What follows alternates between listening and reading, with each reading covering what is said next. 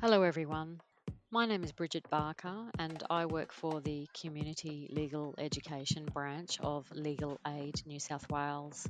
I live in Lismore on the far north coast of New South Wales, and on the 28th of February 2022, our town experienced a flood with water levels that exceeded any other previously recorded flood by at least 2 metres. In the days following the flood in Lismore, many other communities across the Northern Rivers region experienced similar flooding. The flood has wreaked an incredible level of devastation across our region and has made many people homeless.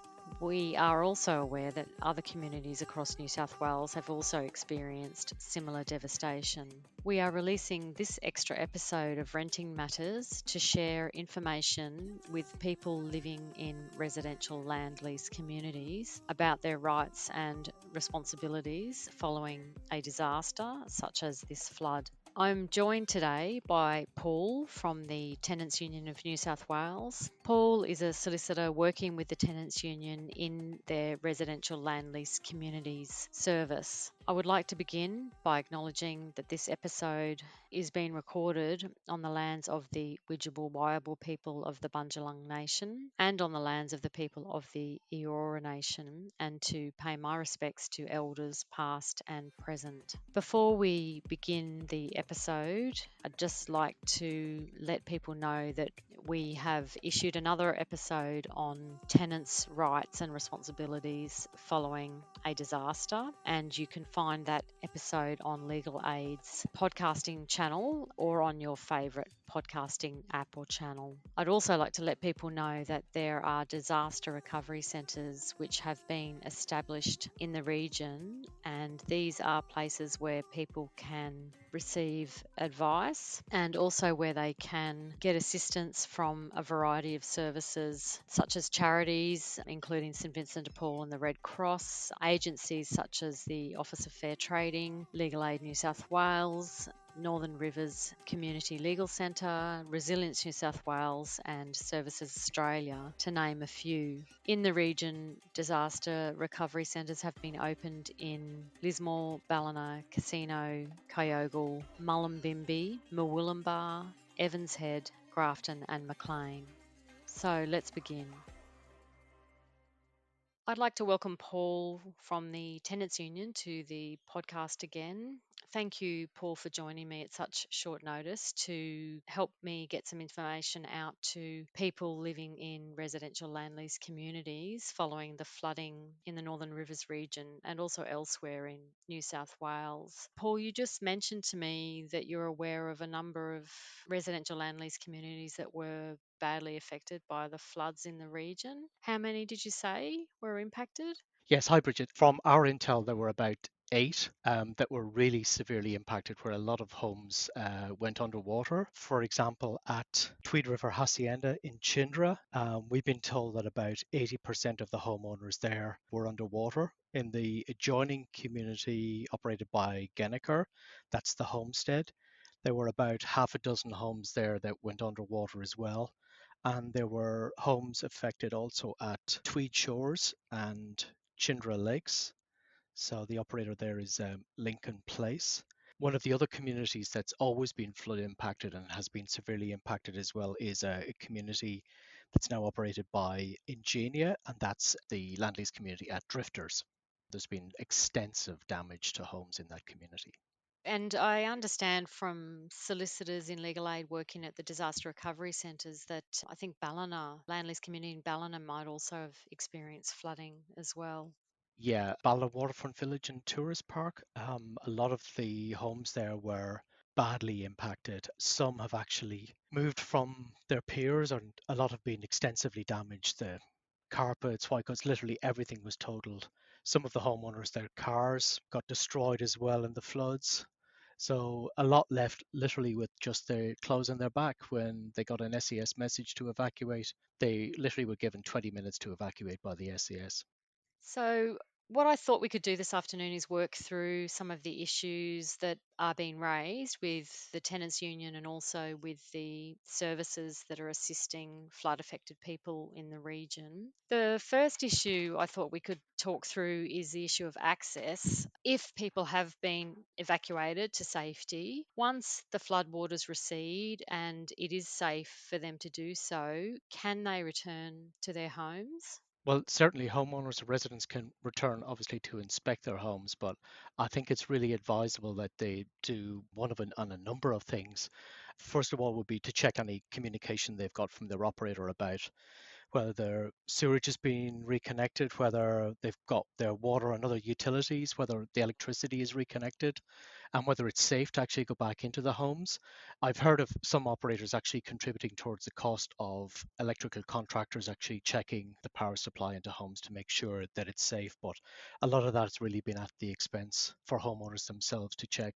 We've heard stories of homeowners who've been insured or they've had either full insurance, but many others who've had no insurance. So there may be the need to contact your insurer, get an assessor round, and find out the extent of the damage. So if it's safe, obviously, and if a cleanup has been commenced or is underway, then in those situations it may be safe for residents to return. But obviously there'll be side issues like the growth of mold and other impacts. So depending on the works that can be done and make homes safe, habitable, and livable again, then surely residents should be able to return to their homes.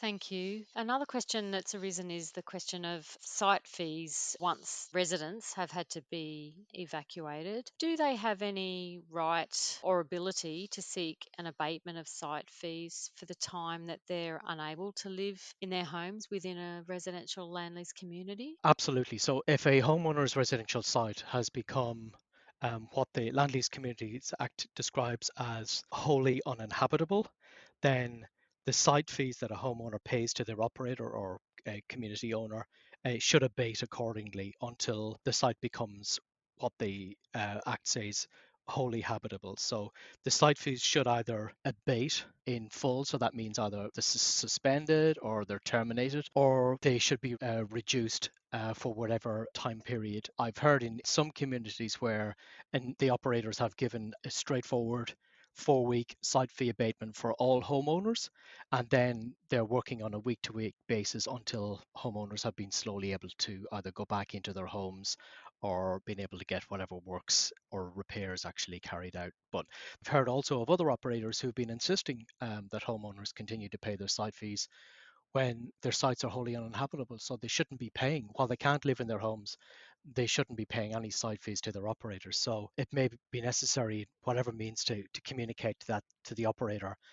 So if your site's wholly uninhabitable, you're entitled, no ifs, no buts, to a reduction or a complete abatement of your site fees for the time period that your home and site are uninhabitable. So our recommendation would be either to negotiate with your operator, preferably in writing. However, if you can't reach an agreement with the operator and you've been out for a period of time, keep receipts for wherever else you've had to stay, if it's been in a motel or another community or another holiday park, and you are entitled then to make an application to the Civil and Administrative Tribunal to NCAT in relation to those site fees. Thank you, Paul. So, on the question of habitability, I understand that some operators have been terminating site agreements and, in some cases, refusing access to residents. It appears that the termination of agreements is happening because the operator deems the site uninhabitable. If residents wish to repair their homes and live there again or make them habitable, what can they do if they receive a notice of termination of their site agreement? So if they receive that 30-day notice from their operator, they can challenge that in the tribunal. So it may be the case that if a home has been totaled and if a homeowner is insured, they may want to replace that home with another home on site. So a lot of their site agreements will say not to replace your home with another home on site. But an operator must not unreasonably withhold or refuse consent to a request by a homeowner to replace their damaged home with another home on site. And we're hearing anecdotally of homes owned by one large operator in particular where a lot of homes have been damaged beyond repair, where the operator has said that they're going to pull down the remains of those homes, remove them from the community. The operator would bring in their own homes And they said, well, because you're uninsured, we'll be just bringing in a new home and then we'll offer to sell it back to you and we'll give you first option on it. But these are homes they've indicated are going to be selling for in excess of $200,000. So that's going to be beyond the means of many homeowners unless they're already fully insured. So operators shouldn't be pursuing or getting access to a site without giving a termination notice and giving reasons, because there are protections for homeowners under termination under Part 11 of the Land Lease Communities Act. So while a site agreement is still in force and it can only be terminated either by mutual agreement or by order of the tribunal, homeowners can seek to replace their home with a new home on site, but obviously with a request to the operator. But the operator mustn't unreasonably withhold or refuse consent to any request made by a homeowner in that regard. Thank you, Paul. Repairs is another issue that arises within these communities. Understandably, the common areas, including access roads and other common facilities, would have been damaged in these floods. What can residents do about getting necessary repairs done to the common areas after a flood? So not only just with the common areas, but if the residential site itself, so if the land or the hardscape has been damaged or impacted by the flooding event, or if there are cracks in the concrete or in the soil, having that investigated and or repaired, we say that the operator is responsible for ensuring that that's done. They also have the responsibility for upkeep and for ongoing maintenance of the common areas of the community. So roads and other infrastructure within the community is the operator's responsibility. But any specific damage that's done to a home itself, the homeowner is responsible to repair any damage that's done to their home, but they don't need to get the consent of their operator to repair any of that damage. But if they do want to make significant external changes to the home, they would need to get their community operator's consent for that. So you might need to check with the requirements of the local council as well in relation to any changes to either the home or other structures on site in advance of either bringing in a new home in terms of getting the operator's consent, but also making sure that the home will comply with the current local government regulations of 2021. So, Paul, would the operator's responsibility also extend to any retaining walls that have been damaged during a flood? Well, we say that that forms part of the land, part of the infrastructure that's owned by the operator, and they should be wholly responsible for that. There is a slight anomaly in relation to the wording of the Act that we're hopeful that will be dealt with in the amendments to be made to the Land Lease Communities Act later this year. Like a relocatable home, if you theoretically relocate your home to another residential site elsewhere or relocate within the same community, you don't bring the retaining walls, you don't bring the concrete slab or the piers, you don't bring the concrete driveway with you. So we say that's part of operator owned infrastructure and should be the operator's responsibility to repair or maintain if it's damaged. And Paul, if the operator is, for whatever reason, failing to do that or not doing it within a reasonable time frame, can residents take that issue to the New South Wales Civil and Administrative Tribunal? Residents can bring those matters to the tribunal. However, as I said earlier, there is that slight anomaly in terms of the old protections. Presently, there is that issue about Section 37 says that an operator has to ensure the residential sites in a reasonable condition and fit for habitation at the commencement of the site agreement for the site.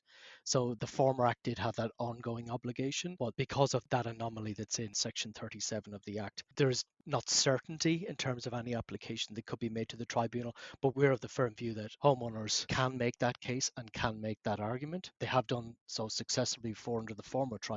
So where we say something forms part of the site or is operator owned infrastructure, be it retaining wall, or any other hardscape, that is the operator's responsibility. The homeowner should solely be responsible for the home that's on site and any damage to the home. But then, if the homeowners are either negligent or cause any damage to the site themselves, then clearly they would be responsible for that. But if it's through flood or storm impact that there's damage to, say, retaining walls or any other hardscape, or say if there's potential subsidence or cracking in the soil as has been reported to us by some homeowners, that would be operator responsibility to repair that, not homeowners. And I know one homeowner who did contact us who is insured and does have cracking to driveway and path on their site and also to there's cracking that's visible after the water's receded on the soil that's on their site. So we say that should be the operator's responsibility to repair and ensure that that damage is fixed. But it may also be necessary for homeowners to consider getting either structural engineers to look at their homes or a geotech survey to be done where they think that's warranted. It sounds quite complex, doesn't it? Yeah, it is. Utilities is another issue that's going to arise, and I think is arising post disaster events such as this flood. They would understandably have been disconnected for safety.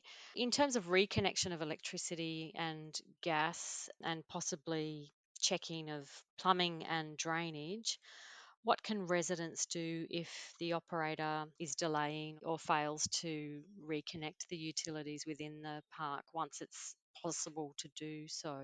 Well, that probably goes to habitability as well. One of the operator responsibilities under the Land Lease Communities Act is to ensure, to the extent that it's within the control of the operator, the continuity of the supply of utilities to residential sites occupied by homeowners, and to ensure that sites are habitable and in a reasonable condition, or that they're fit for habitation. So there's a provision as well about their obligations to maintain communities' common areas and infrastructure as well. And if there's a failure to carry out work or to carry out repairs, the homeowners can make application to the tribunal on that basis. But it really depends on, I suppose, the extent of the damage and what works have been done. We know of some communities where operators are contributing towards the cost of getting electrical or other contractors in, also to check when they're getting their own works done, and also contributing to what homeowners have to spend in terms of getting their own services back up and running in their homes. Paul, they're all the issues that I've been made aware of. Are you aware of any other issues that residents have raised following the flood? Some homeowners have talked about issues with mold growth and about getting things like that addressed as well. One case I think is rather appalling, where an operator has purchased a home for as little as what remains of a home for as little as $5,000 from the homeowners, and they're intending to bring in a new home. So I think what homeowners need to be aware of is that their site agreements are valuable rights, and just because their home is either damaged, that they shouldn't be coerced into agreeing to things without getting some independent advice about what they should do or what next steps they should take. So a lot of homeowners, particularly in those 7 or 8 communities that I'm aware of, they've been getting assistance at the recovery centres, or they're staying elsewhere or staying temporarily. And I know that the Tweed Residential Park Homeowners Association have been operating their own recovery centre for about those 7 or 8 communities out of the community hall at Chindra, but they're going to relocate to the site of the old Cudgeon Leagues Club, and they're going to have some services operating from there to assist those homeowners in the Chindra communities that have been badly affected. Oh, that's really great to hear. So, there's just a couple of things I think we should mention before we finish. Are there particular time limits that residents should be aware of for making any of these applications to the Civil and Administrative Tribunal? The default time limit is usually 28 days, but given the circumstances, it will be appropriate, I think, for the tribunal to provide extension of time for applicants to bring their applications to the tribunal. In terms of time limits, so if, say, for example, a homeowner either doesn't want to or is not going to be able to return to their community, like we've heard, but there may be entitlement to compensation if the operator issues a termination notice. So what we're saying is just wait to see what response, because there's little dribs and drabs of homeowners going back in to investigate and to see what's happening as the water is receding in their communities. So if a homeowner wants to terminate and has no intention of going back to the community, they must give at least 30 days notice of termination of their site agreement. So that's termination by homeowner, but there may be entitlements to compensation. So the operator generally is not liable to compensate a homeowner for loss suffered by a homeowner as a result of natural disaster. However, if the operator then issues a termination notice under the provisions of the Land Lease Communities Act, the homeowner would then need to look closely at the reason given for termination. But we're aware of situations where one operator in particular is trying to get access or to get sites from homeowners who are in really disadvantaged situation at the moment, and then it's saying we're bringing in new homes and then we give you first option on purchasing that. So those homeowners do have the valuable right of that site agreement. So it gives them some bargaining power, but they may also be able to look around and to see what homes they might be able to bring in. But an operator shouldn't unreasonably withhold or refuse consent to a request made by a homeowner to bring a new home onto their site, provided it complies with the local government regulation that's in force at the moment. So it's about communicating with the operator, see if you can negotiate, see what response comes back from the operator. But as I said, there could be entitlements to compensation as well, depending on the reason given for the issuing of a termination notice, if an operator does issue a termination notice to a homeowner. Oh, that's really important information to get out to people.